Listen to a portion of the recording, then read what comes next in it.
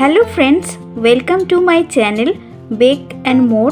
গরমকাল এসে গেছে আর এই সময়ে আমরা বাঙালিরা বিভিন্ন ধরনের টক ডাল খেতে পছন্দ করি। তাই আজকে আমি বানিয়ে দেখাবো কাঁচা আম দিয়ে মুসুরির ডাল।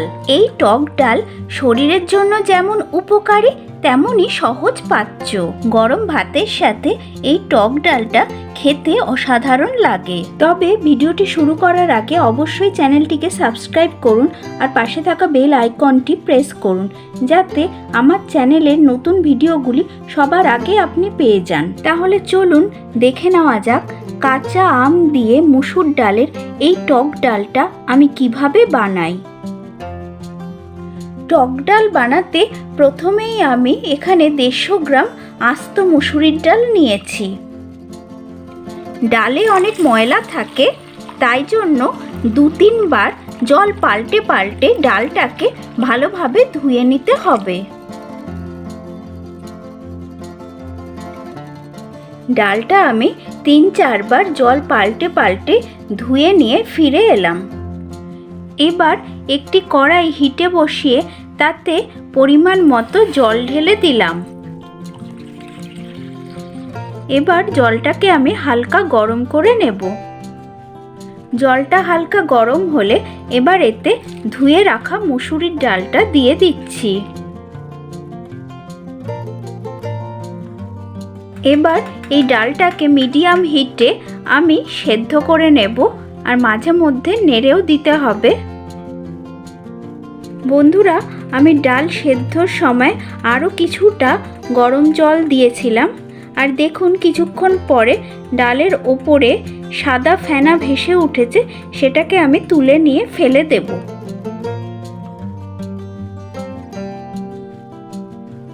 অন্যদিকে এখানে আমি একটি ছোট কাঁচা আম নিয়েছি।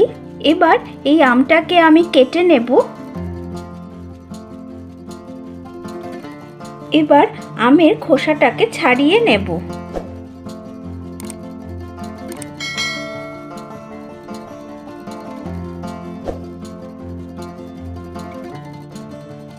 আমের খোসাটা সম্পূর্ণ ছাড়ানো হয়ে গেছে। এরপরে আমটাকে আমি 2 ফালি করে কেটে নিয়েছি।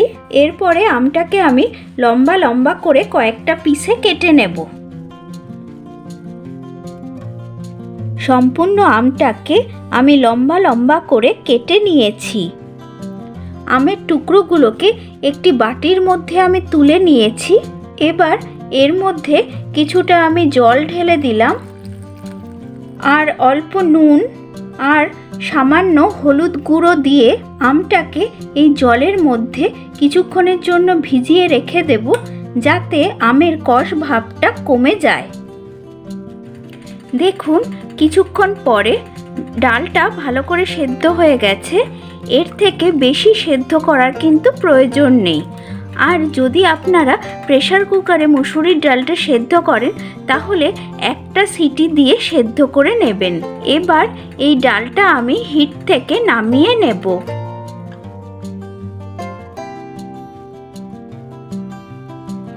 এবার আবার একটি কড়াই হিটে বসিয়ে তাতে 1 বড় চামচ সর্ষের তেল ঢেলে দিলাম। তেলটা ভালো করে গরম হলে এতে 2 ফাটানো শুকনো লঙ্কা, 2 তেজপাতা, 1/4 চামচ মেথি, 1/4 চামচ কালো জিরে আর 1/4 চামচ কালো সর্ষে ফোড়ন দিলাম।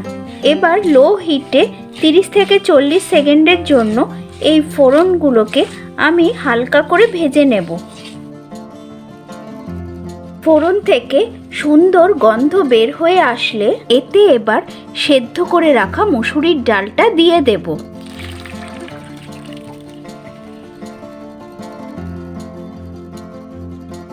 এবার এতে দিয়ে দেব নুন আর হলুদ জলে যে কাঁচা আমটা আমি ভিজিয়ে রেখেছিলাম সেটা।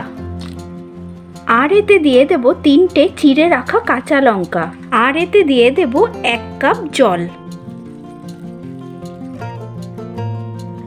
টক ডাল একটু পাতলা খেতেই ভালো লাগে, তবে আপনারা ডালের যেরকম ঘনত্ব খেতে চান সেই অনুযায়ী জল দেবেন। এবার হিটটাকে মিডিয়ামে করে দিয়ে আমি ঢাকা চাপা দিয়ে এই ডালটাকে আরও রান্না করে নেব, যাতে ডালের মধ্যে আমটা ভালো করে সেদ্ধ হয়ে যায়। আমি ঢাকাটা চাপা দিয়ে দিলাম।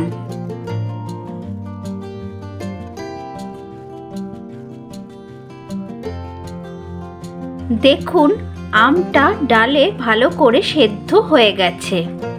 এবার এতে স্বাদমতো নুন, খুব সামান্য হলুদ গুঁড়ো আর 2 চামচ চিনি দিলাম।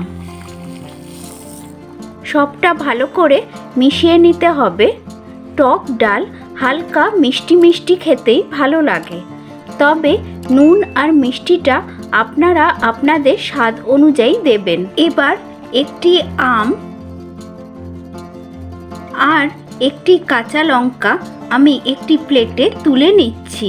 এবার একটি হাতার পেছন দিয়ে আমি এই কাঁচা আমটাকে একটু স্ম্যাশ করে নিচ্ছি আর কাঁচা লঙ্কাটাকেও স্ম্যাশ করে নিতে হবে। এভাবে স্ম্যাশ করে নিয়ে ডালে মেশালে টক ডালের টেস্টটা খুবই ভালো লাগে। আপনারাও আমার মতো করে একবার এইভাবে টক ডালটা বাড়িতে বানিয়ে দেখবেন, আশা করছি ভালো লাগবে। এবার হিটটাকে মিডিয়ামে করে দিয়ে আরও 1 মিনিটের জন্য এই ডালটা আমি রান্না করে নেব। 1 মিনিট পরে কাঁচা আম দিয়ে মসুর ডালের এই টক ডালটা একদম তৈরি হয়ে গেছে। এবার গরম গরম এটা আমি পরিবেশন করব।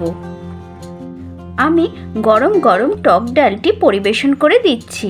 গরম ভাতের সাথে একবার এই টক ডালটা বানিয়ে খেয়ে দেখবেন, আশা করছি ভালো লাগবে।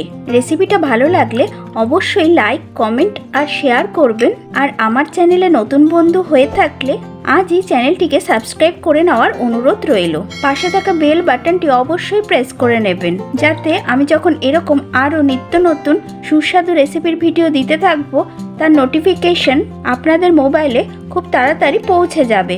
সবাই ভালো থাকবেন, সুস্থ থাকবেন। আবার হাজির হব অন্য কোনো লোভনীয় রেসিপি নিয়ে।